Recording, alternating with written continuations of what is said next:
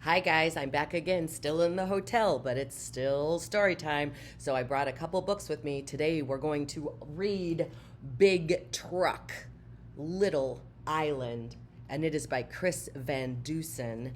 And I'm going to tell you that this is actually a true story. This really happened. This is a big tugboat pulling a big delivery. You'll see what happens here. See, here it is. There's the tugboat pulling this truck with all this stuff. And they're going across to a very little island. Out on the ocean, one bright summer day, bound for an island still 5 miles away, a tugboat was towing a truck on a barge, a truck that was hauling a big extra large, a load extra large. The cargo it carried was still under the wraps. Ooh, it's kind of bright here. I want you to see the pictures.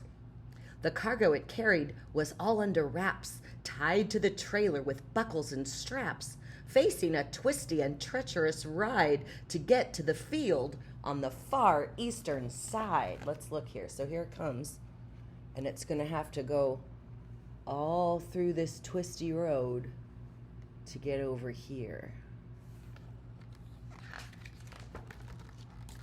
The barge reached the ramp. The truck trundled off. It buckled up the bridge with a wheeze and a cough. Then slowly but surely it chugged up the road, lugging its 20-ton oversized load. One narrow roadway transected the aisle, and the driver had driven it less than a mile when he came to a switchback terribly tight, then felt the whole payload shift off to his right. Oh no, they had to take a really tight turn, and he felt everything start to move. The trailer was tipping, everything flipping and slipping. The wheels in the way back were no longer gripping. They skidded and skid off the road, and then thud! They landed and lodged in the soft, sticky mud. Thud. Two cars in a hurry arrived from the north. Then from the south came a third and a fourth. They waited and wished that the traffic was flowing. They had things to do, and they had to get going. There's two. Nobody can get by. Meg had a swim meet at 3 in the pool. She swam the fly for her team at the school. And Barry was already late for ballet. He needed to practice his battement frappé. Pete had a project to finish with Paul, a working volcano, lava and all. And Sue had to be at the dog wash with Bunk, her sheepdog who'd tried to make friends with a skunk. So he was stinky.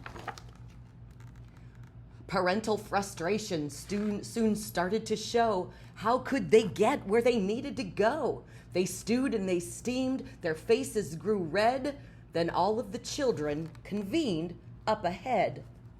Since Meg lived by Barry, and Barry knew Pete, and Pete was Sue's neighbor on Sycamore Street, and Meg was in art club with Barry and Sue, they quickly decided as friends what to do. Barry said, listen, let's all exchange cars. We'll borrow yours and you'll borrow ours. I'll switch with Pete and Meg swaps with Sue, and later we'll trade back our cars when we're through. The parents agreed that the solution was great. By borrowing cars, they'd no longer be late.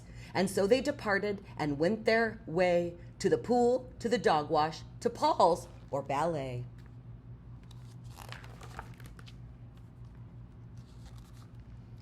And as for the big rig, that too was okay. A wrecker was summoned and towed it away to the far eastern field, where later that night, there's the tow truck, all was revealed to people's delight. That's what he had. That's what the gear was. A big Ferris wheel. I like that story. There's a truck stuck in the road. How will the islanders get where they need to go? Friends Barry, Meg, Pete, and Sue know just what to do. Big truck, little island. I'm Miss Lisa, and I hope you have a great day, and I'll see you next time. Bye-bye.